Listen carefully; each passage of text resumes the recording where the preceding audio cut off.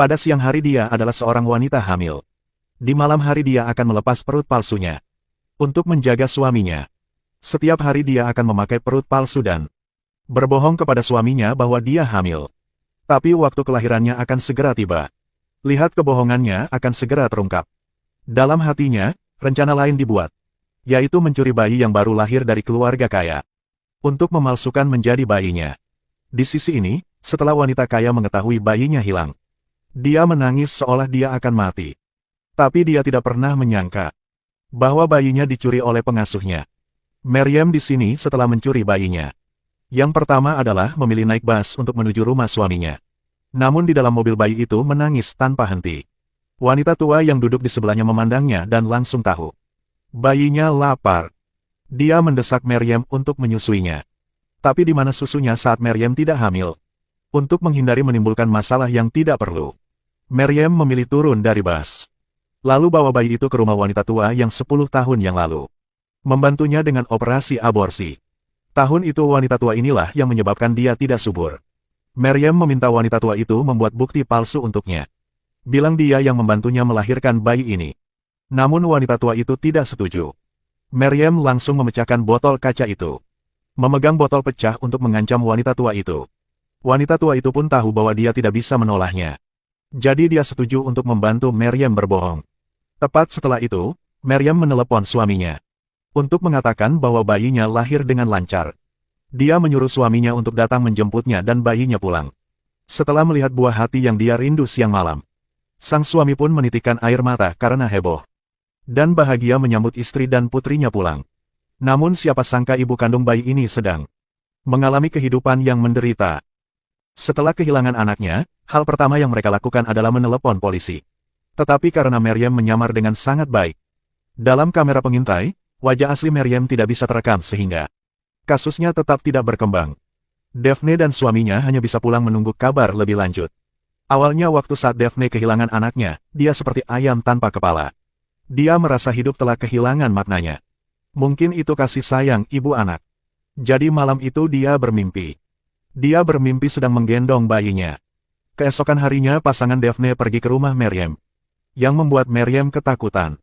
Nyonya. Maryam.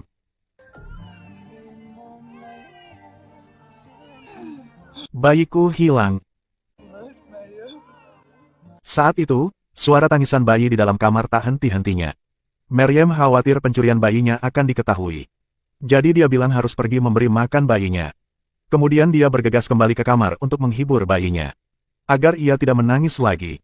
Namun tak disangka tangis bayi itu semakin keras. Daphne dengarnya dan segera masuk. Melihat bayinya menangis tanpa henti. Daphne tiba-tiba merasakan rasa keakraban. Dia tidak bisa menahan diri untuk tidak melangkah ke depan bayi itu. Tanpa persetujuan Maryam. Dia menggendong bayi itu dan mulai menenangkannya. Air mata pun tak kuasa untuk jatuh tak terkendali. Namun bayi tetap tidak berhenti menangis. Dia menduga bayinya pasti lapar. Bolehkah aku memberinya makan? Ragu-ragu untuk waktu yang lama, Maryam akhirnya setuju. Bayinya tenang dengan sangat cepat setelah disusui. Tetapi Daphne menangis lebih keras sekarang. Mungkin dia pernah berpikir. Anak yang dia rindukan hari dan malam sekarang terbaring di pangkuannya. Daphne harus merogoh kocek 16 miliar untuk bisa melahirkan melalui program bayi tabung. Namun saat bayinya lahir, bayi itu dicuri.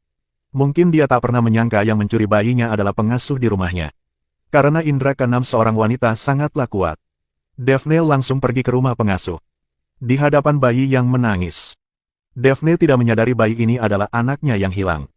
Mungkin karena naluri seorang ibu. Ia langsung mendekati bayi tersebut dan mulai menghiburnya. Ia segera membenamkan dirinya dalam kebahagiaan menjadi ibu. Namun saat ini, wajah Maryam sangat tidak sedap dipandang. Chinar melihat kekhawatiran Maryam. Dan menyuruh Daphne mengembalikan bayi itu kepada pengasuhnya. Lagi pula bayi ini adalah anak Maryam. Daphne kini dengan enggan mengembalikan bayi itu kepada Maryam. Sebelum pergi dia bahkan mencium bayi itu. Baru saja berpamitan pada Maryam. Sampai pintu ditutup. Maryam menghela nafas lega. Untungnya Daphne tidak menyadarinya. Dia pikir dia bisa mengelabui Daphne. Hari-hari baik akan segera dimulai. Tapi karena berpura-pura hamil, dia tidak punya susu untuk memberi makan bayinya. Anak itu tidak minum susu formula. Dalam keadaan darurat, dia hanya bisa menggunakan jarum suntik untuk memberi makan bayinya. Tak disangka, hal tersebut membuat bayinya sakit. Untungnya, pengasuhnya menemukannya tepat waktu dan membawa bayinya ke rumah sakit untuk dirawat. Namun sesampainya di rumah sakit, Maryam menolak. Karena masuk rumah sakit maka perlu memberikan akta kelahirannya. Bayi ini dicuri olehnya. Jadi tidak ada akta kelahiran rumah sakit. Maryam bertanya apakah bayinya bisa dirawat di rumah sakit dulu. Dokter mengatakan perlu mengikuti prosedur yang benar. Tapi klinik kecil sebelah ini tidak perlu menyediakan akta kelahiran. Jadi Maryam segera membawa bayi itu ke klinik kecil itu. Hasil tes bayi ini tidak menunjukkan adanya masalah. Itu hanya lapar. Dokter pun menyuruh Maryam untuk memberikan bayinya ASI lebih banyak. Tapi dari mana Maryam mendapatkan susu untuk memberi makan bayinya? Dia segera membuat rencana dan kemudian menelepon Daphne. Menanyakan apakah Daphne setuju membantunya merawat bayinya. Daphne langsung setuju. Tujuan sebenarnya Maryam bukan biarkannya menjaga bayi ini. Tapi untuk membiarkan Daphne menyusui bayinya.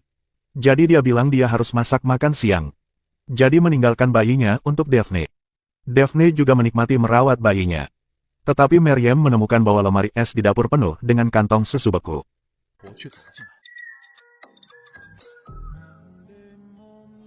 Itu susuku. Aku menyimpannya. Untuk bayiku. Semoga kamu dapat segera menemukan bayinya. Lalu Maryam mendapat ide.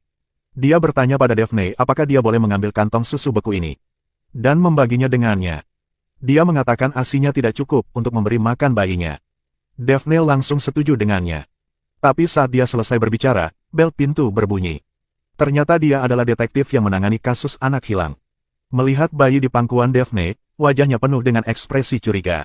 Daphne buru-buru menjelaskan bahwa ini adalah bayi dari pengasuh mereka. Maryam pun dengan cepat menjawab bahwa bayi itu miliknya.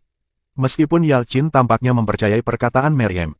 Tapi pengalaman mengatakan kepadanya bahwa segalanya mungkin tidak sesederhana itu. Dia membiarkan bawahannya menyelidiki di mana Maryam melahirkan bayi ini. Mereka segera menyelidikinya. Seorang wanita tua yang membantunya melahirkan. Wanita tua itu diminta pergi ke kantor polisi untuk mengambil pernyataan. Tak disangka dalam perjalanan wanita tua itu datang ke kantor polisi. Dia pun menelepon Maryam. Dan dia bilang dia akan pergi ke kantor polisi sekarang untuk melaporkannya. Maryam mendengarnya dan langsung panik. Biarkan saja mantan pacarnya yang seorang gangster menghentikan wanita tua itu. Dia bahkan berpikir semuanya baik-baik saja. Namun pada malam harinya, polisi masih datang ke rumahnya. Maryam dibawa ke kantor polisi karena dicurigai melakukan penculikan anak. Namun saat dihadapkan pada interogasi polisi, Maryam bersikeras bahwa bayinya dilahir dengan bantuan wanita itu. Yang lebih aneh lagi, kesaksiannya juga bertepatan dengan kesaksian Maryam. Maryam bahkan mengundang keluarga Daphne ke sini sebagai saksinya. Daphne juga menegaskan bahwa Maryam tidak mungkin mencuri bayinya. Ia menyaksikan dengan mata kepalanya sendiri perut Maryam yang semakin membesar. Meski tanpa bukti yang jelas, Yalchin tetap menolak melepaskan Maryam. Karena pengalamannya mengatakan bahwa wanita ini pasti mempunyai masalah. Ketika semuanya sedang buntu, suami Maryam tiba-tiba mendapat telepon dari ibunya, yang mengatakan bahwa nyawa bayinya dalam bahaya sekarang. Dalam perjalanan ke UGD, setelah Daphne mendengar berita ini, segera lari ke ruang interogasi. Minta Yalchin melepaskan Maryam. Tak disangka, Maryam tidak hanya tidak berterima kasih pada Daphne, tapi juga berubah menjadi bermusuhan. Jika apa terjadi pada bayiku? Kalau begitu, itu pasti salahmu. Aku pasti tidak akan memaafkanmu. Wanita ini tiba-tiba menyadari. Bayinya hilang 3 bulan lalu. Muncul di rumah pengasuhnya. Untuk Maryam tidak menyadarinya. Daphne mencuri rambut bayinya dan membawanya ke rumah sakit untuk tes DNA. Namun hasil tesnya membuatnya kecewa. Hasil tes menunjukkan bahwa bayinya dan dirinya tidak ada hubungan keluarga. Namun mantan suaminya merasa hal ini tidak sesederhana itu. Jadi dia mencari detektif swasta untuk mulai menyelidiki. Tak disangka, percakapan mereka tak sengaja terdengar oleh Maryam. Tak lama kemudian detektif itu sampai di rumah Maryam. Maryam tidak berani terlalu banyak berhubungan dengan detektif itu. Jadi dia bilang tidak ada siapa yang ada di rumah. Baru setelah detektif mengatakan dia adalah teman Daphne, dia membiarkannya masuk. Kemudian detektif melakukan tes dengan Maryam. Tetapi mentalitas Maryam sangat kuat. Sama sekali tidak ada celah yang terungkap. Detektif itu sengaja terbatuk. Tanyakan pada Maryam apakah dia bisa mengambilkannya segelas air. Tapi saat dia tidak ada di sana, detektif mencuri dot bayi itu. Adegan ini disaksikan Maryam secara keseluruhan. Namun Maryam tidak langsung membeberkannya. Sebaliknya dia bersikap seolah-olah dia tidak tahu apa yang terjadi. Setelah meminum air tersebut detektif berpamitan kepada Maryam. Kemudian detektif tersebut membawa dot bayi tersebut ke rumah sakit untuk dilakukan tes DNA. Namun hasil tesnya sekali lagi mengecewakan. Hasil tes tersebut menunjukkan bahwa DNA bayi itu tidak cocok dengan DNA Daphne. Sadun tidak puas dengan hasil tes. Dia berasumsi Maryam pasti punya masalah. Namun fakta ini memaksa mereka harus percaya. Sebulan telah berlalu. Hal ini pun nampaknya perlahan mereda. Maryam juga sering membawa bayinya ke rumah Daphne. Daphne juga perlahan mulai menerima kenyataan ini. Kisah bayinya sudah hilang. Ia mengadopsi seorang bayi perempuan. Hingga suatu hari Sadun sedang bermain dan putrinya lalu menemukan sebotol susu di ranjang.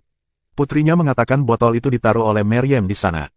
Melihat botol susu itu, Sadun tertegun lama sekali. Namun, dia memutuskan untuk mencoba lagi.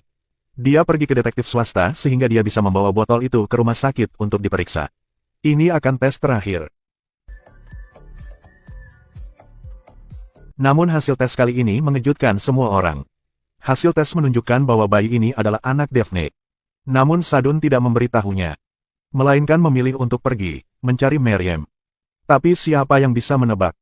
Semua sebelumnya adalah tipu muslihat Maryam. Ternyata Maryam tahu bahwa Sadun mencari detektif swasta untuk menyelidikinya. Dia tidak hanya menyuap pusat pengujian. Tetapi dia juga pergi ke rumah untuk mencuri dot temannya.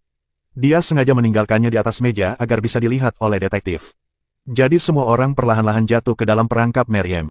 Tapi kali ini Maryam lengah. Maryam, ada apa? Anakmu dicuri, kan?